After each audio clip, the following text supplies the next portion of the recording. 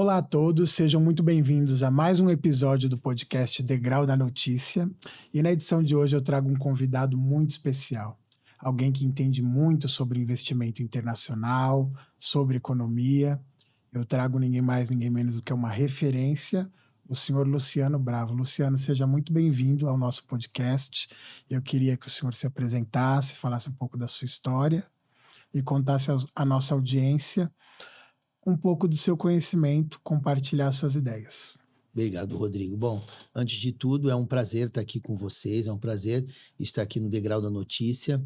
Bom, eu sou nascido em Santos, sou caiçara, né, como falam. Tenho 5 filhos, uma neta, sou formado na área de eletrônica, sou aluno do Senai, do Serviço Nacional, né? Na década de 80 até 2012, fiquei na área de engenharia elétrica, tinha uma empresa nesse segmento, lá na região de Santos. Executei obras no Brasil inteiro, inclusive uma muito importante, que é uma obra que foi feita em cima de uma área degradada, e isso é histórico, né? Porque é o único terminal na América do Sul de containers construído em cima de um lixão. E eu participei disso, né? Foi a última obra grande que eu participei. Em 2012, eu entrei no ramo de estruturação, né? Eu criei a Inteligência Comercial, que é a minha empresa atual, e entrei no ramo de estruturação de negócios com o objetivo de ajudar empresários como eu a conseguir estruturar seu negócio, buscar crédito. Fiquei até 2018 somente na área de estruturação e descobri algo bem duro, que o Brasil ele não tem crédito. Não temos um sistema de crédito adequado.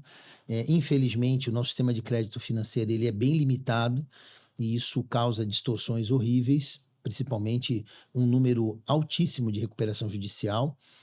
E de 2018 para cá, eu fiz uma associação com a Savel Capital Partners, que é um broker-dealer internacional, e começamos a desenvolver o processo de crédito internacional no Brasil. Em 2020, ali no início da pandemia, eu iniciei um trabalho pelas redes sociais, que graças a Deus esse ano fazem 4 anos, né? Criamos canal no YouTube, entramos nas redes sociais e começamos a divulgar a marca ACI, Aporte Capital Internacional. De lá para cá, nós criamos workshops, criamos a cartilha do crédito internacional, criamos um programa chamado Agente de Crédito, que temos mais de 80 profissionais cadastrados neles, e começamos um movimento para internacionalizar o empresário médio brasileiro, com uma frase que eu gosto muito de falar, que é um país de empresários milionários, livres e líquidos. Então, esse é o nosso mantra, é tornar o Brasil um país de milionários. Hoje, só para você ter uma ideia, nós temos 1 milionário a cada 516 pessoas no Brasil.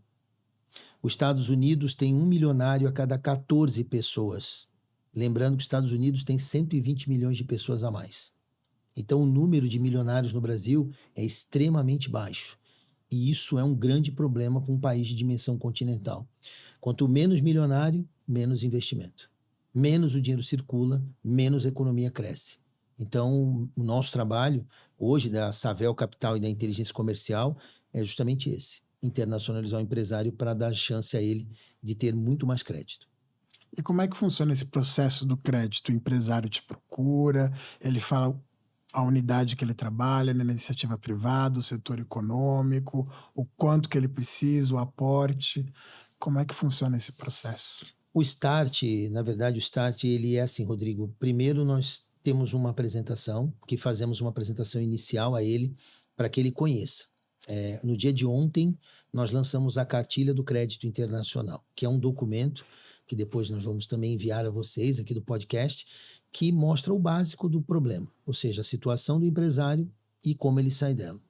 A partir daí existe um manual de elegibilidade, que é um book que ali traz toda a documentação que o cliente precisa enviar. E já vou dizer, pessoal, é 10% do kit banco.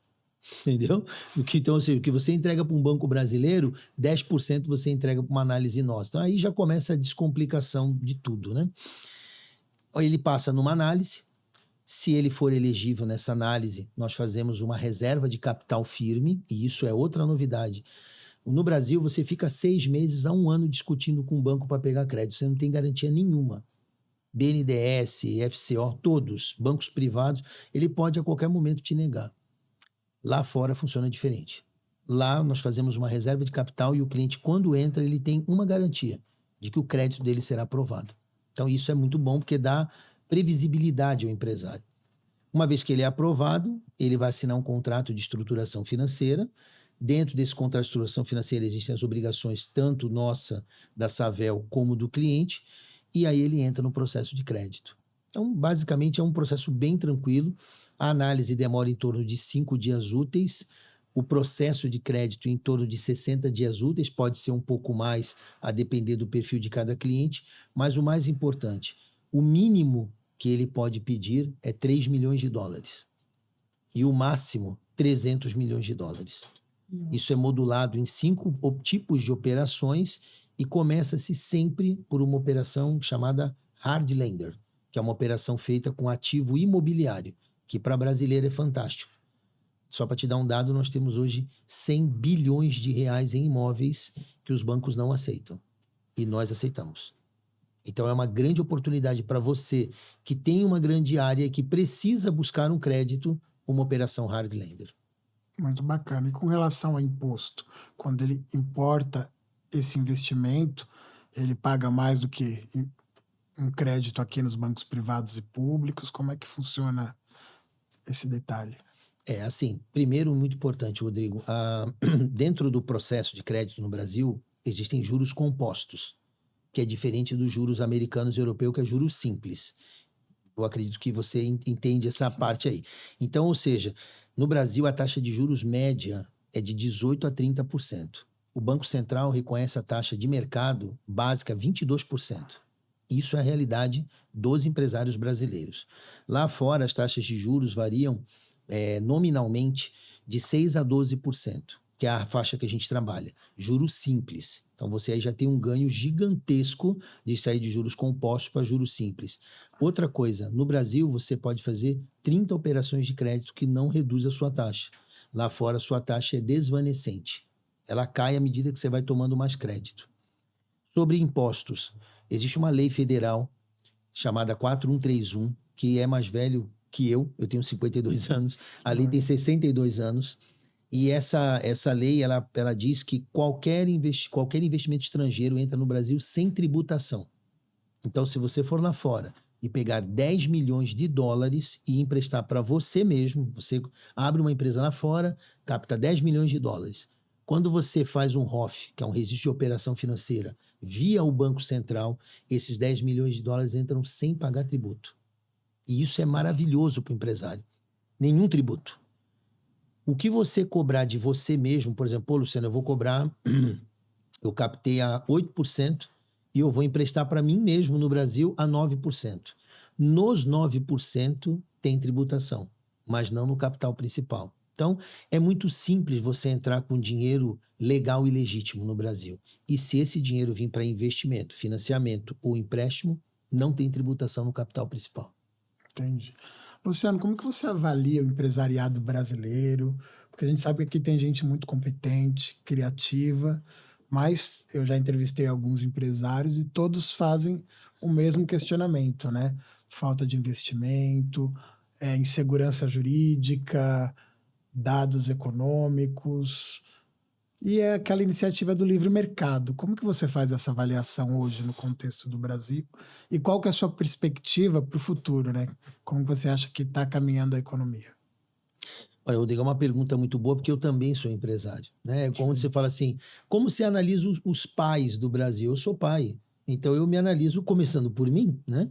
Então a mesma coisa, eu sou empresário, eu sou um empresário que sempre imaginei o Brasil melhor e o Brasil sempre veio melhorando, é inegável, né? O Brasil nos últimos 20 anos melhorou muito. Lógico, não é o país que nós queremos ainda, mas ele melhorou, porém alguns setores ainda precisam de uma robusta melhora. E um deles é o empresarial. E vou te explicar por quê. Segundo o Instituto Falconi, do Vicente Falconi, que é um grande consultor, somente 10% das empresas médias brasileiras possuem planejamento de médio e longo prazo. Isso é um erro letal que o empresário comete. Letal.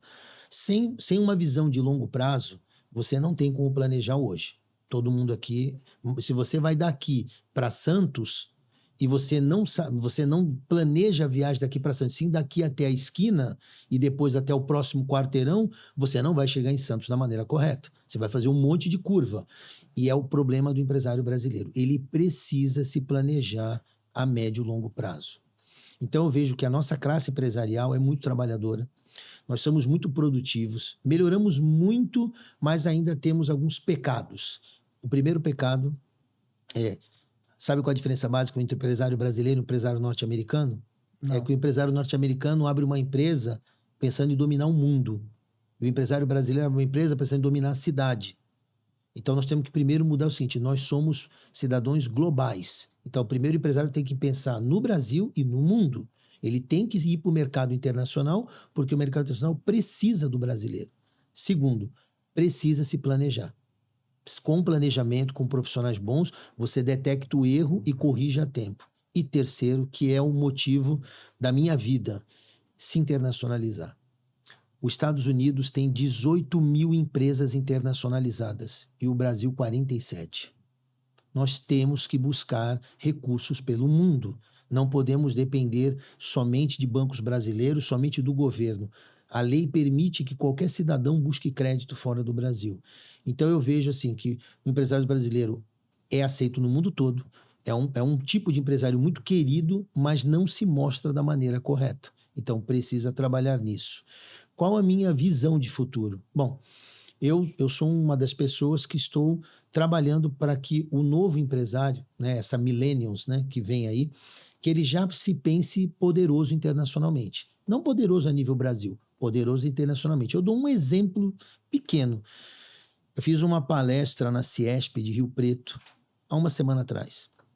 Lá eu falei que o crédito internacional, ele torna uma pessoa, uma empresa, tem um crescimento exponencial, porque no Brasil cresce orgânico.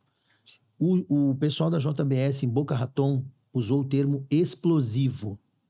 E a JBS já fatura 353 bilhões. Então imagina um cara desse tamanho ainda pensando em crescimento explosivo. Então eu vejo que o empresário brasileiro, pelo menos por parte do trabalho da Savel e da IC, nós estamos levando esse poder ao empresário, que ele se enxergue mais poderoso, porque nós temos basicamente dois caminhos. Um caminho é o empresário brasileiro buscar se capitalizar, buscar recursos e crescer na velocidade que precisa. E o outro é continuar como está. Eu vejo um Brasil mais forte porque eu trabalho na internacionalização. E eu sei que cada empresa que se internacionaliza, ela se torna milionária em crédito. E cada milionário que a gente pôr nesse país vai melhorar o Brasil. Então eu vejo um país promissor. Porém, ainda há um longo trabalho pela frente, principalmente de educação do empresário para se ver mais forte e poderoso a nível global. Exatamente. A gente tem histórias no Brasil muito comoventes de empresários que literalmente saíram do zero, né? E construíram grandes conglomerados. Olha aí o falecido Abílio Diniz, né? Com o pai dele. Tem uma história muito bonita para quem não conhece, com aquela padaria pequenininha, vendendo os doces dele. E olha como cresce. É um adendo importante. Todas as histórias desses homens, né? Se você pegar a história do Abílio Diniz, a história dos criadores da VEG... Da Luiza Trajano, que é um exemplo aí. A Trajano eu não vou falar nesse contexto, porque eu vou falar mais de empresas que já estão internacionalizadas. Sim. Mas assim, vou te falar de 3 nomes que todo mundo conhece. Abílio Diniz, VEG, que todo mundo sabe que a VEG é um gigante brasileiro, que exporta no mundo inteiro, e Cutrale, os Cutrale, que são os maiores produtores de sucos cítricos do mundo. Todos esses homens, você conhece ele e essa história porque eles se internacionalizaram. E o Abílio Diniz fez isso logo quando ele assumiu o Grupo Pão de Açúcar. Quando ele voltou para o Grupo Pão de Açúcar, a gente sabe que ele saiu e voltou. Quando ele voltou, a primeira coisa que o Abílio Diniz fez foi internacionalizar. Tanto é que o fundo dele é o Península, né? É um fundo internacionalizado e ele tinha uma operação com o Cassino. Então, ou seja, ele tem todo um arranjo de um empresário igual o Cutrale, que fez isso na década de 80, e a VEG também no século passado. Então, assim, esses empresários são grandes não porque se restringiram ao Brasil. Eles são grandes porque eles romperam essa barreira. E o nosso trabalho é mostrar isso. Siga eles. Não adianta querer ser grande só no Brasil. Você, para entrar para a história como o Abílio, e muitos começou do zero, você tem que mirar a área internacional. Aí teremos mais histórias como a do Abílio, por exemplo. Sim. E como que é o processo? Você detalhou mais ou menos, mas assim, o investidor chega a te procurar, ele gostou da forma de buscar um investimento internacional, ele entende que para a empresa dele isso se faz necessário. Como você falou, aqui no Brasil, o crédito é muito restrito, principalmente para médias e pequenas empresas, porque as exigências são inúmeras, né? E você não tem uma contrapartida e é o que você falou, o trâmite é muito moroso. Pode demorar de 6 meses, 1 ano, e não é garantido que você terá esse investimento. Então, você pode detalhar mais como é que funciona esse processo? O Sim, empresário posso. chega. Posso sim, Rodrigo. Assim, Rodrigo, tudo começa com criar-se uma SPC, uma Special Purpose Company, uma empresa, tá bom? Essa empresa é uma sociedade de cotas ao portador. Então, ela é uma empresa que não tem funcionário, não tem estrutura, ela é só para legitimar o brasileiro como investidor internacional. Geralmente, independente de você ter uma empresa ou ser um produtor rural, porque geralmente o produtor rural pega dinheiro na pessoa física. Então, independente se você é uma empresa ou um produtor rural, quando você entra no crédito internacional, você acaba se tornando essa SPC.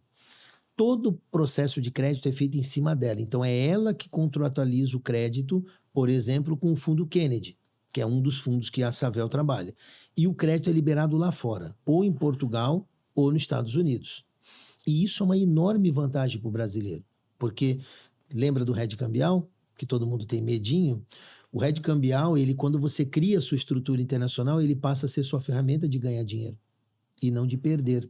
Então, toda vez que você traz dinheiro da sua SPC para o Brasil, você traz com o dólar alto.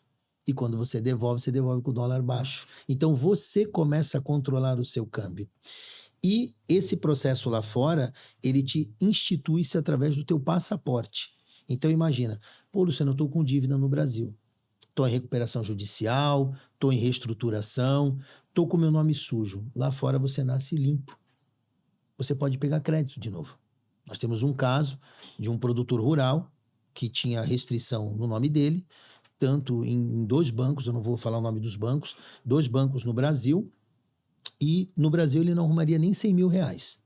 Lá fora, há 3 anos atrás, demos 2.640.000 dólares para ele, com 3 anos de carência bullet. Imagina para uma pessoa que não consegue nem 100 mil reais, pegar na época 15 milhões. Isso, se você falar aqui em São Paulo, é um milagre. É um milagre. Mas isso é real. E isso mostra o quanto nós brasileiros somos aceitos. Então a estrutura é essa: a gente cria uma estrutura lá fora, aprova essa estrutura no fundo, fazemos toda a parte de diligenciamento, registros, abertura de conta bancária, aprovação do crédito, diligenciamentos, contrato de crédito e remessa ao Brasil. Ou seja, Rodrigo, o cliente não sai do Brasil. É tudo feito aqui. O fundo já tem um escritório jurídico aqui em São Paulo e ele assina o contrato aqui em São Paulo e o dinheiro faz a alienação do penhor mercantil, né, do imóvel aqui em São Paulo, e o dinheiro é enviado direto para a conta dele lá fora. É tudo do cliente. O que nós fazemos, o que a Savel faz, é justamente representá-lo para evitar que ele fique indo e voltando. Eu vou só avançar um pouquinho. Luciano, quais são as 3 principais vantagens de se internacionalizar? Primeira, o cliente pode pegar crédito consecutivamente. Você sabe tão bem quanto eu. Você vai no banco hoje e pede 100 mil. Vai no banco amanhã e pede 200. Não vai receber. Pede 500. Não vai. Isso muda lá fora. Porque como você trabalha em 10 países e 4.000 financiadores, não vai faltar gente para te dar dinheiro. E como nós já temos os nossos financiadores, voltando um pouco, a gente não procura. É só pegar esse perfil e apresentar o nosso financiador. Se ele aceitar, feito o negócio. Dali por diante a gente segue. Segunda vantagem, lá fora não tem capacidade de pagamento.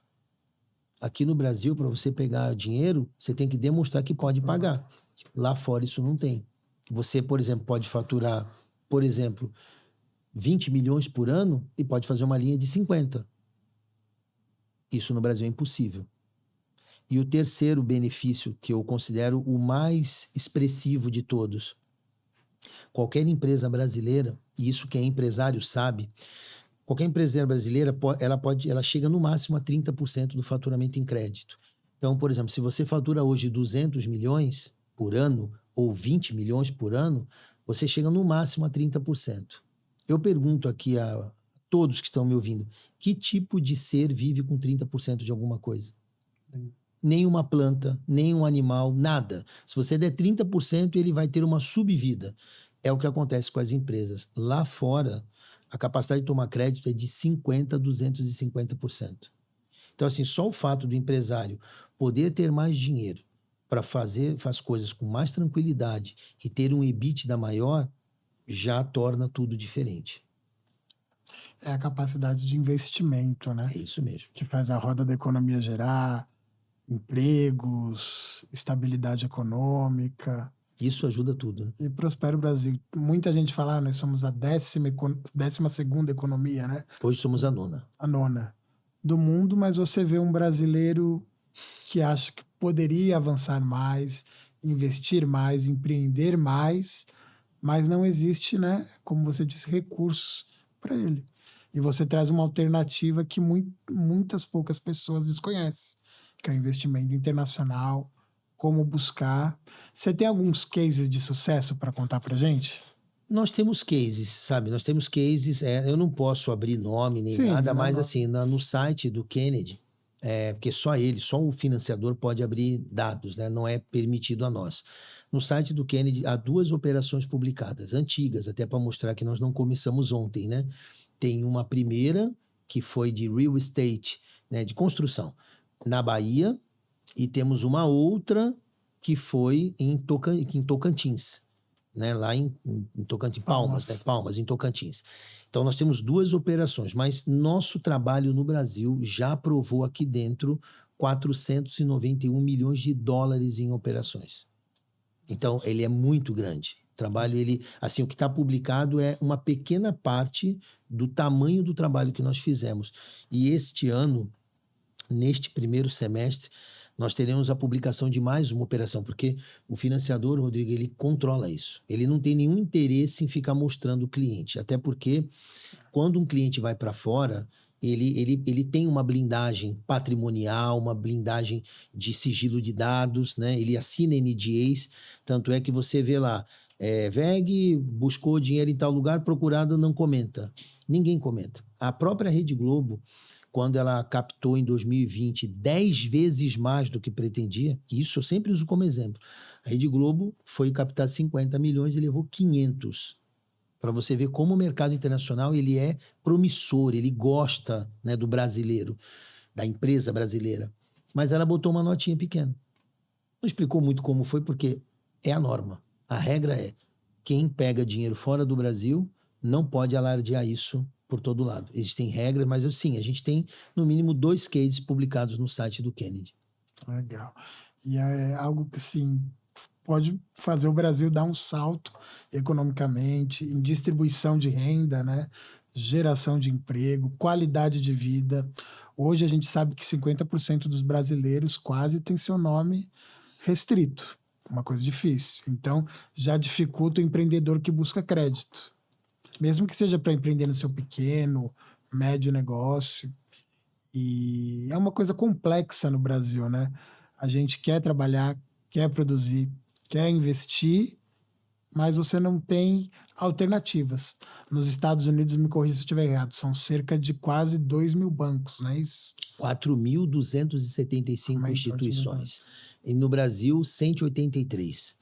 Na verdade, 183, o que realmente dá crédito em larga escala, são 4. Sim. Hoje, 4 bancos detêm mais de 75% do crédito no Brasil. E quando você fala de infraestrutura e desenvolvimento de empresas, é mais de 90%. Então, até o presidente do Banco Central, Campos Neto, já disse isso. O que encarece o crédito no Brasil é a falta de concorrência. Com poucos players, você não tem como atender um mundo de gente. Nas minhas palestras, eu sempre digo o seguinte, Rodrigo, o Brasil tem 1 milhão de empresários procurando crédito todos os dias. Todos os dias. Nos últimos 6 anos, eu analisei mais de 4.000 empresas. E inclusive, eu fui o primeiro brasileiro a montar o gráfico do que é um cliente brasileiro. um gráfico, né? Depois até vou pegar esse gráfico, também vou compartilhar com vocês. É assim, o empresário brasileiro, ele tem um desenho que eu considero uma morte programada, financeiramente falando. Ele tem um faturamento, o que eu analisei, de 24 milhões a 3 bi por ano, e ele cresce, sabe, Rodrigo? E às vezes ele fatura 50 milhões no ano, no outro ele fatura 100. Então, assim, ele consegue crescer, mas olha por dentro dele. Lucro líquido das empresas de 1 a 4%. Eu pergunto, quem que vai ser empresário para ganhar de 1 a 4 quando os bancos estão ganhando de 15 a 30? Segundo, múltiplos endividamentos. Então, você olha uma empresa, teve empresa que eu vi, Rodrigo, que ela faturava 3 bi e tinha 120 operações financeiras. Aí tu fala, não, isso é porque tu analisou uma empresa de 3 bi. Acabei de analisar agora uma de 50 milhões de faturamento com 27 operações financeiras. Lembrando que o mês tem 22 dias úteis. Ele tem mais operação financeira que dias úteis. E o que que... Então, isso é... Primeiro é lucro líquido baixo, múltiplo endividamento. Terceiro, custo financeiro. Não existe no Brasil custo financeiro menor que 18% ao ano. Hoje, a maioria das empresas está deixando ali no custo financeiro de 18% a 30%. O normal é de 20% a 30%. Então, ou seja, paga um alto custo financeiro por pouco dinheiro.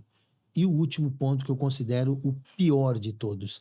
A maioria das empresas brasileiras, elas adiam o projeto consecutivamente. Então, eles crescem organicamente por não ter recurso para, por exemplo, o que é normal? Você conversa com um empresário que fatura 200 milhões, ele está lutando para arrumar 40 para fazer uma nova planta.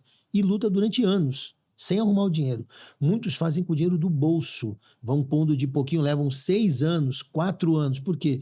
Ir no banco pedir dinheiro é receber um não. Hoje, 90% das empresas que procuram crédito no Brasil são negadas. Então, o empresário ele tem lucro líquido baixo, múltiplo endividamento, custo financeiro alto e não tem capital para investir. E isso é o desenho hoje. Por isso que, no ano passado, tivemos 1.400 empresas que pediram recuperação judicial. A minha pergunta é, se houvesse solução de crédito no Brasil, essas 1.400 teriam achado, né? Com certeza. Esse ano, só em janeiro, e detalhe, 2023 foi um ano histórico. Acho que maior que ele só foi 2009. Olha quanto tempo atrás. E começamos janeiro com 62% a mais de pedido de recuperação judicial em relação a janeiro do ano passado, que já foi um ano histórico. Então, o empresário brasileiro precisa acordar, precisa conhecer a internacionalização e precisa usá-la antes que tenhamos um problema de falta de empresa no Brasil. A desindustrialização é um processo que avança a passos largos, né? A gente conversou um pouquinho sobre isso nos bastidores e justamente por isso, porque assim, produzir ele produz, capacidade de gerar emprego ele gera, paga os tributos que no Brasil a gente sabe Que não que são não poucos. são poucos, né? E o lucro é que você falou, a margem dele está em 4%, 5%. Então você imagina, você ganhar R$100 e ficar com R$3, R$4. Nessa palestra da Nossa, Ciesp, eu fiz uma pergunta, Rodrigo, assim, tinha uma classe de empresários, né, que ali tinha gente de tudo. Tinha gente que faturava 50 milhões, 200 milhões, meio bilhão, e gente que faturava 10 milhões, né? Perguntei na plateia, qual de vocês está colocando, no mínimo, 10% de lucro líquido no bolso todo ano para fazer o que quiser? Ninguém abriu a boca. Então, assim, para que você vai ser empresário para ganhar de 1 a 4%? E segurar todo o peso que o Brasil tem? Não. Então, assim, a solução nossa é muito clara. Não precisa mudar de país. Não precisa ir para o Paraguai. Não precisa ir para outros países. Não precisa ir para Portugal. Você pode muito bem criar uma estrutura internacional e trazer o dinheiro para cá, porque a lei permite isso. Esse país é o melhor país do mundo para se investir. Não vejo o melhor país. Agora, sem crédito, nem os Estados Unidos é bom de investir. Então, quando você falou das indústrias, nós estamos num... Eu quando comecei no setor siderúrgico, a Cosipa tinha 14 mil funcionários. Você vê o tamanho da Cosipa. Hoje, o nosso parque fabril, ele mingua todo ano. E o que acontece é bem claro, é a falta de crédito. As empresas estão alavancadas 80% do crédito irrecebível. que é isso? É como se tu plantasse de manhã, pegasse o que tu plantou, vendesse para almoçar e no outro dia plantar de novo. Ou seja, as empresas estão vendendo todo o recebível dela. Tem empresa que está vendendo 80% do recebível. Como é que você vive se você, quando vai pegar seu salário, você já empenhou ele no banco? Aí tem que penhorar de novo. É como o empresário está vivendo. Por ele não ter um modelo adequado de crédito, ele vende toda a receita dele. E é um custo alto, como eu falei, 20% ao ano. No mínimo de 1,5% a 2% ao mês. E esse dinheiro, por ser pouco e só está apoiado numa operação de 30 dias, não te dá força. E ele assume todos os riscos, né? Incluindo a recuperação judicial, quando ele quebra, porque existem fatores que a gente não pode controlar, né? Economia, material de obra-prima, se ele for da indústria, mão de obra, tudo isso tem variáveis que impactam diretamente na sua unidade de negócio, né? Por exemplo, teve a pandemia da Covid, a gente viu quantas empresas fecharam. Mais de 27 mil. Só um dado importante, o ano passado, para todo espectador aqui do podcast saiba, o ano passado fechou 4 empresas por minuto no Brasil. O número é 25% maior do que 2022. Então, quando eu vou numa palestra, quando estou aqui contigo falando de crédito internacional, eu não estou falando de uma coisa opcional. Eu estou falando de uma coisa vital, porque eu não conheço nenhuma empresa que se desenvolva sem crédito. E o que não tem no nosso país é crédito. E agora vamos falar sobre a questão do governo. Por que o governo, né, não viabiliza isso? Por que o governo não gera políticas para o empresariado? Bom, e quando eu falo governo, não é só na esfera federal, né? A gente sabe que tem investimento estadual e municipal. Sim, sim. Assim, o governo brasileiro, seja ele federal, estadual, municipal, ele tem um papel. E o papel é fomentar. Então, ele não vai resolver o problema do mercado de crédito, porque o crédito privado é muito mais forte do que o crédito público. Eu acredito que o governo ele poderia ajudar facilitando a entrada de novos financiadores no Brasil, porque ele financiando, nós sabemos que não dá certo, isso já foi feito no passado, endividou o tesouro, que endividou as empresas. Então, assim, o governo ele faz uma parte. Hoje, você tem uma ideia do Plano Safra, 30% do capital vem do governo, em média. Os outros 30% vem do produtor rural e 40% vem de tradings. Assim, o que o governo pode fazer? Ele pode abrir para que outros financiadores entrem no Brasil e possam também desenvolver operações financeiras aqui. Ou melhor, faça um programa de incentivação para que o empresário brasileiro se internacionalize. Porém, todo governo tem que lidar com interesses, né? E no Brasil, o que não falta são interesses de oligopólio. Então, obviamente, o governo ele faz a parte dele, que é muito pequena para resolver o problema gigante de falta de crédito, e ele, infelizmente, não tem instrumentos para poder, vamos dizer, romper esse oligopólio com tranquilidade. Eu acredito que a única saída para o governo ajudar substancialmente é poder abrir o Brasil para que outros financiadores emprestem dinheiro aqui, porque ele sozinho, ele não consegue. É que o lobby é muito grande, né? Tem. Existem interesses por trás para não viabilizar isso, porque a gente sabe que os bancos brasileiros são os que mais faturam no mundo. Isso. A margem de lucro da operação bancária no Brasil, ela é incomparável. Há um tempo atrás, uns 2, 3 anos atrás, nós analisamos a margem de lucro. A margem de lucro do sistema financeiro brasileiro é 20%. E a margem de lucro dos bancos no mundo é 8%. É mais do que o dobro. E isso tem uma explicação muito clara, é a falta de concorrência. Então, quando eu, em 2018, Rodrigo, olhei para essa falta de crédito, eu tinha 2 saídas. Uma era bater de frente com o sistema, e que é uma coisa que a gente sabe que não vai funcionar da maneira prevista, e a outra era ser o indicador de uma saída, ser o farol de uma saída. Eu escolhi ser o farol, ou seja, mostrar para o empresário o seguinte: o banco brasileiro não te dá o dinheiro, não se aborrece. Vai lá fora e pega. Aí tu diz, Luciano, os bancos brasileiros perdem com isso? Não, Rodrigo. Eles vão ganhar muito mais. E vou te explicar por quê.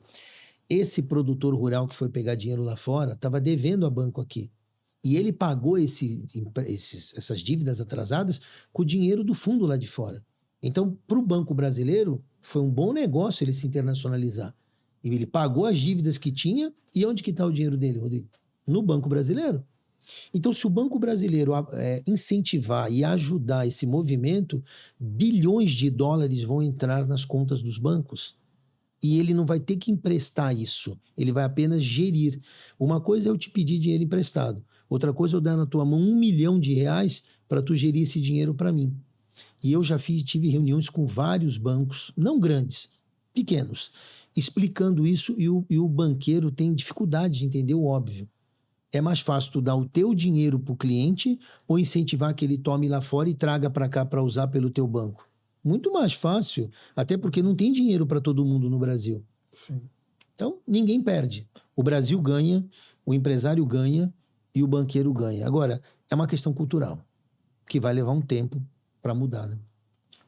Mas o banqueiro brasileiro, ele também participa de palestras, vai para o exterior, vê o que as outras instituições estão fazendo. Uma novidade que surpreendeu muito o mercado foi o Pix, né? Sim. E hoje a gente não fala, por exemplo, de cheque. Ninguém mais faz cheque, né? Existe, mas assinar... E a gente que é dessa época via, né? Via. Eu lembro que eu trabalhei uma vez de escriturário em um banco que era de realmente conferir a assinatura. Hoje o sistema faz isso. Então chegava o cheque do correntista, a gente olhava aqui, opa, essa assinatura bate com essa, libera esse valor. Isso. E aí você recebia uma ligação do banco, né?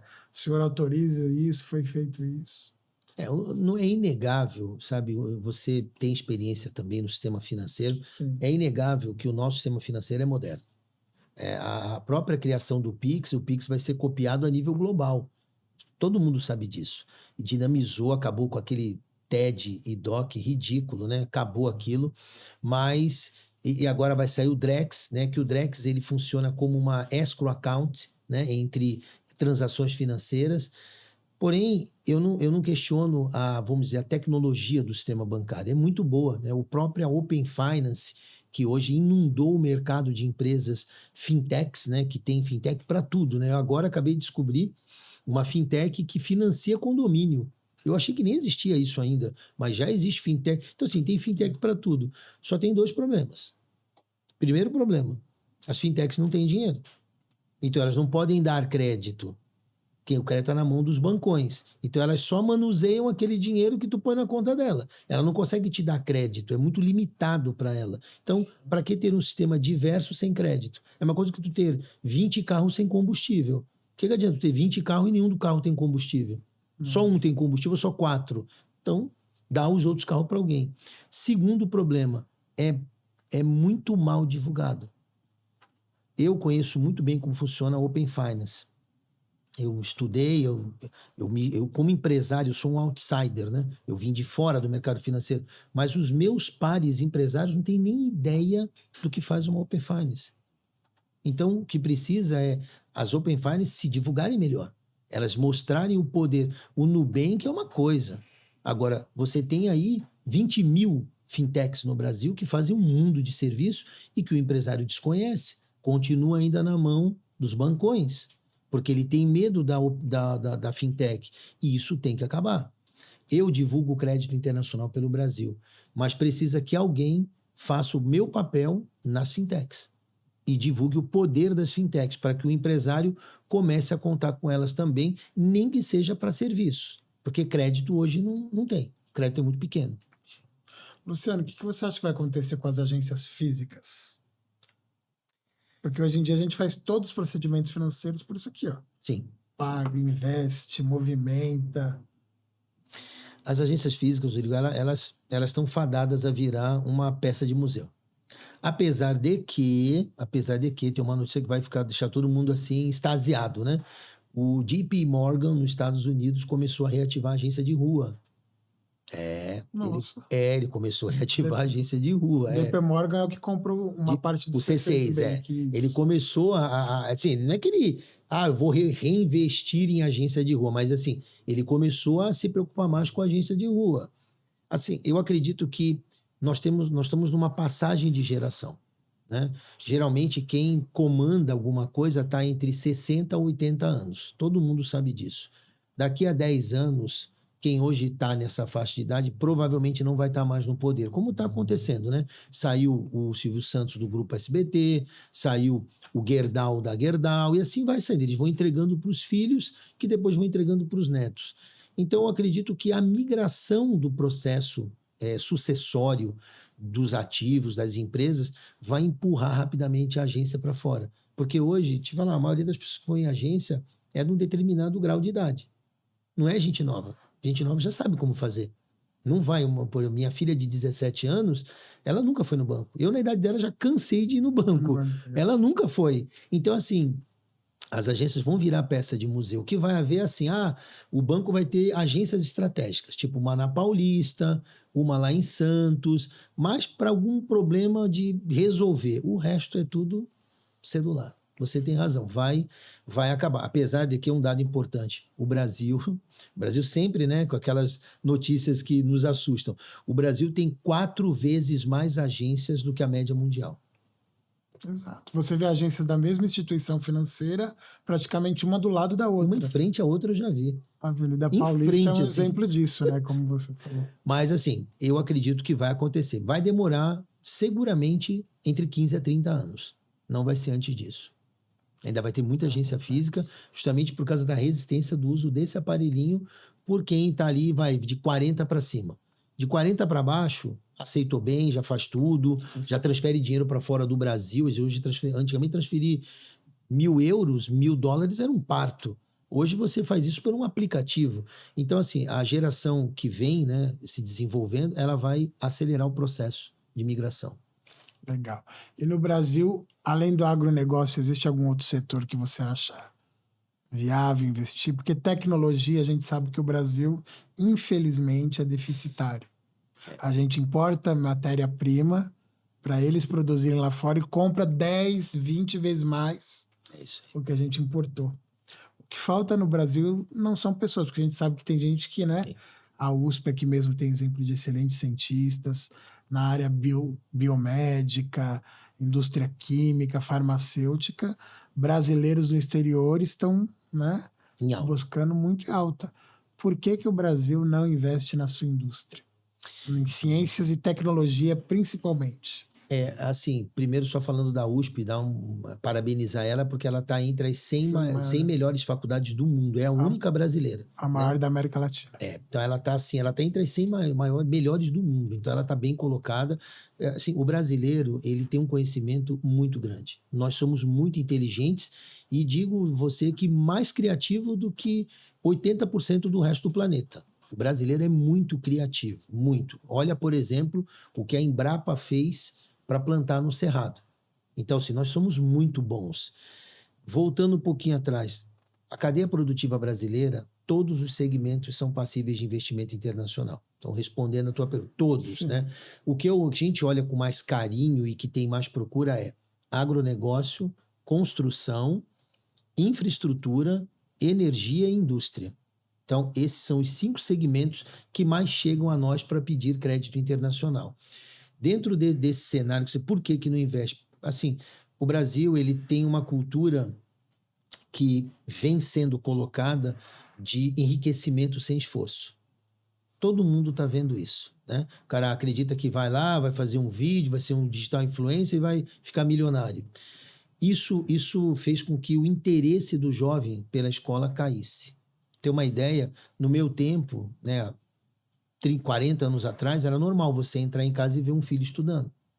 Os seus filhos estudando. Você fez assim. Hoje, eu tenho 5 filhos, eu nunca entrei em casa e vi um filho meu estudando. E olha que eu cobro.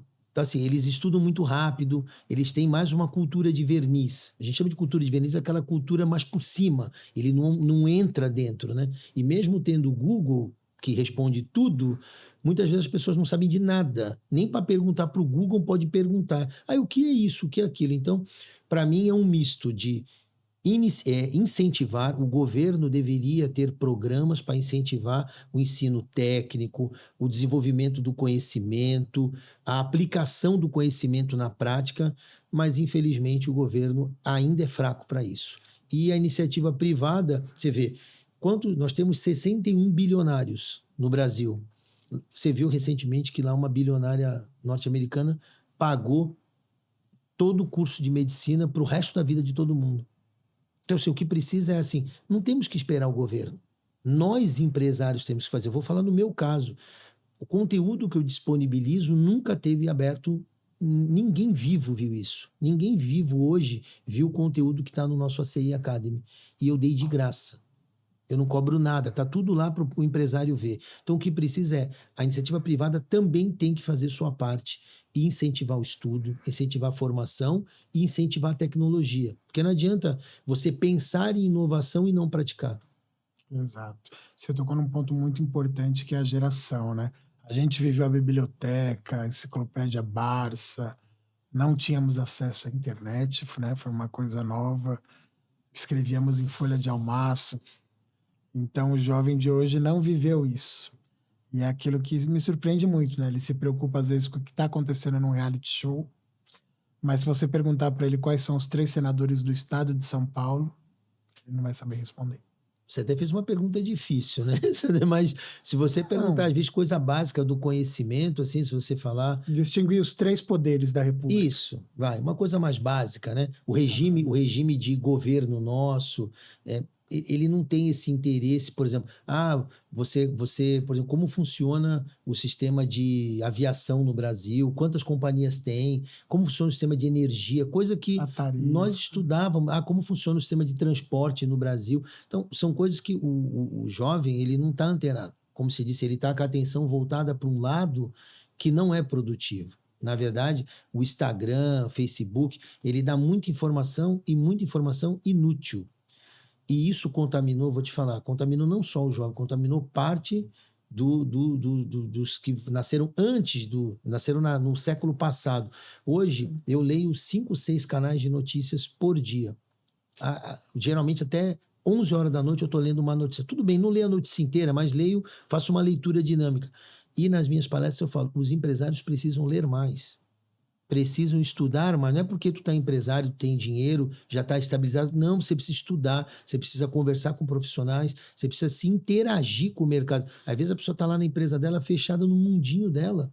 Então, nós temos que dar exemplo. Na minha casa, eu dou exemplo para os meus filhos. Eu estou sempre estudando, sempre lendo. Quando eles falam alguma coisa, eu corrijo, eu explico o que é. Por exemplo, o cara teve uma pergunta do filho meu, falou assim, quando estava lá a disputa lá, mas se o presidente tal ganhar, ele vai acabar com o Brasil? Não, ninguém vai acabar com o Brasil. São regimes de governo que se alternam, mas o Brasil continua em frente. Porque não sei. Então, assim, aquela visão distorcida do bem e mal, todos nós que somos mais seniors, temos que incentivar essa moçada a estudar, a se informar e se deleitar, principalmente nas nossas conversas, dentro de casa. Quanto mais eu levar o meu povo ali, minha família, para o caminho do conhecimento, mais eles se afastam da bobagem. E é isso que nós temos que fazer. Perfeito. Luciano, a gente está se encaminhando para os últimos 10 minutos de gravação. Eu quero que você fale um pouco das suas considerações finais, suas expectativas, a importância que tudo isso que você falou é relevante. Com certeza, eu acho que a nossa audiência que viu vai te procurar, vai querer saber mais informações. Se você quiser deixar o seu canal, o seu telefone, seu e-mail, suas redes sociais. Olha, antes de tudo, eu quero agradecer a Deus, agradecer principalmente a acolhida aqui no estúdio de vocês. Eu já fiz algumas entrevistas, né? Na verdade, eu tenho mais de 2.300 publicações e tenho 19 matérias no Valor Econômico consecutiva. Sou o único especialista com essa marca. Estou indo para a minha 20ª agora. Tudo voltado a crédito. Mas, assim, raramente é tão gostoso como foi agora. Foi um bate-papo, né? Você se sentiu à vontade, confortável. Eu vou dizer que, assim, eu me senti tão em casa que eu quase pus o pé em cima da mesa. Que bom. Fico feliz. Assim, e já deixo aberto, assim, quando vocês precisarem, eu estarei sempre à disposição, porque o programa de vocês, o podcast, é muito bom. E principalmente você. Em relação às minhas considerações, eu diria que, primeiro, eu desde pequeno, eu sempre gostei muito do meu país. Eu viajei para a Europa, já fui para os Estados Unidos, mas eu não troco o Brasil por país nenhum do mundo. O Brasil é o melhor país para se viver, tem liberdade, tem estabilidade democrática, ninguém invade tua casa e te põe para fora, sabe como a gente escuta por aí. Nos Estados Unidos, por exemplo, você comprar uma cerveja, se é que cerveja tomando, você é preso. Aqui no Brasil, você toma cerveja, toma vinho na rua, ninguém fala nada. Então, assim, nós temos um país muito gostoso de se viver, um povo muito legal de se relacionar. O que nós precisamos é nos amar mais e nos vermos mais forte. O brasileiro, ele se subjuga muito, ele se acha muito pouco, e ele não é. Pra ter uma ideia, o nosso agronegócio alimenta 1 bilhão de pessoas no mundo. Isso nós só temos 203 milhões de pessoas aqui dentro. Então, em números claros, nós alimentamos 4 vezes mais do que a própria população do país onde é produzido. Então, o que o brasileiro precisa ter? Ele precisa ter mais orgulho de si. Ele precisa se ver mais poderoso, ele tem que querer ser milionário, ele tem que querer ter uma condição boa, ele tem que ter dinheiro para fazer as coisas que ele quer, ele não pode se contentar com pouco. Nós somos a 9ª economia do mundo, então temos que viver como a 9ª economia do mundo. A segunda coisa que eu quero dizer é que nós brasileiros temos que ter a mente aberta para praticar coisas novas. Nós não podemos ficar com aquele medo, eu sou muito... como é que o pessoal fala mesmo quando é muito... Inferior. Não, é quando ele é conservador. É assim, eu sou muito conservador.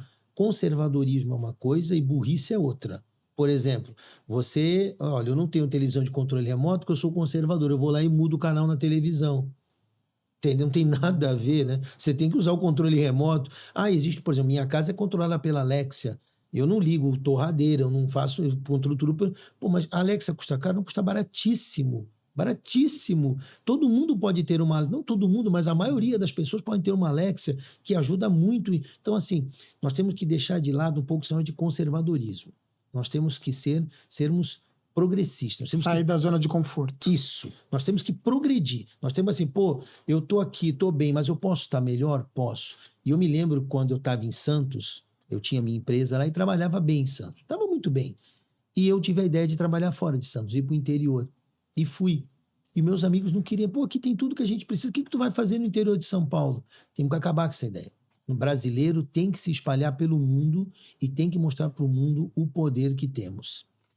E como mais uma dica que eu deixo nós brasileiros, nós somos muito aceitos lá fora. Esse negócio que brasileiro é maltratado e tudo, ele é uma parte verdade e uma parte mentira. O brasileiro que vai lá para fazer arruaça, bagunça, que não vai cumprir as normas, né? Ele não é bem tratado. Mas eu vou falar de mim. Eu estive 15 dias em Portugal, 15 dias, eu não vi um buraco, eu não vi uma multa fora, inclusive eu fui multado por parar num lugar irregular, e aí eu cheguei e comprovei para a autoridade, isso em um dia que o aplicativo habilitou, se habilitou eu podia estacionar, o que a autoridade fez? Tá bom, só que você está no lugar, então a gente vai te aplicar um mínimo. Era de X a X, ela aplicou, quer dizer, ela entendeu o meu argumento, eu estava errado, porque eu achei que pelo aplicativo ter habilitado. Então, o brasileiro, ele é muito bem tratado. Se for, é brasileiro, vai pagar o valor máximo. Não, nós somos muito bem tratados e somos muito bem aceitos. Então, o que eu quero é que esse povo se internacionalize, se dê valor, se veja como uma pessoa forte e exerça esse poder, porque a coisa mais triste que tem, Rodrigo, é você ver uma pessoa que ela poderia ter uma vida melhor e ela opta por uma vida ruim. Ter medo de deixar a zona de conforto, né? Como você diz, você em Santos tinha uma vida confortável, estava estabilizado, família, mas você não se contentou, você quis, né, conquistar o mundo. Deixar um legado. Isso. Muitos empresários falam isso. Eu não quero mais ganhar dinheiro, eu não quero mais status, eu quero deixar um legado. Olha o exemplo do Bill Gates nos Estados Unidos, né? O Abílio Diniz, na último meeting de crédito, tinha muito meeting de agente de crédito que eu fiz a semana passada, ontem eu botei uma frase do Abílio Diniz, você falou dele, né? Eu coloquei uma frase dele que ele disse que nem tudo na vida é só ganhar dinheiro. Você também tem que ter orgulho daquilo que você faz. E ele teve muito orgulho. Ele fez um trabalho bem feito, depois trabalhou na fusão da BR Foods, a gente sabe disso, teve lá os seus problemas, mas ele agiu com responsabilidade. Então, assim, o que nós queremos são que os brasileiros tenham orgulho de ser empresário e busquem caminhos para melhorar. Assim, meu telefone, eu vou deixar, né? É 13 99736 2010. Eu vou deixar só o website, porque pelo website as pessoas vão para as redes sociais. Nosso website é inteligenciacomercial.com. Só isso, inteligenciacomercial.com. Ali ela já vai ter contato com sala de imprensa, ela vai ter contato com o que a gente faz, com a nossa Academia do Conhecimento, que é gratuito. Você pode aprender tudo sobre o crédito internacional e um monte de notícias e matérias que colocamos para ajudar o empresário a ser forte. Perfeito, Luciano. Eu quero mais uma vez agradecer sua presença aqui. Qualquer novidade, você está convidado a voltar ao programa. Obrigado. E, mais uma vez, muito obrigado a você, a nossa audiência que nos acompanha. E até a próxima edição do podcast Degrau da Notícia.